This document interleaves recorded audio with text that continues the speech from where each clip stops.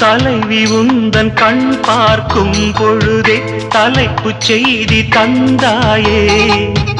தலைப்பு செய்தி புரியாமல் தவித்தே தலைப்பை கையில் தந்தாயே. உறங்கும் போதும் உந்தன் பேரை சொல்லி பார்க்கிறேன். உன்னை கண்டு பேசும் போதும் உச்சி வேர்க்கிறேன்.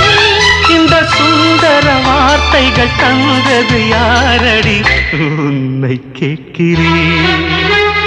உன்னை தட்ட தென்றல் இன்று என்னை தட்ட சொன்னதொரு செய்தி. உள்ளுக்குள்ளே ஆசை வைத்து தள்ளி தள்ளி போவதென்ன நீதி.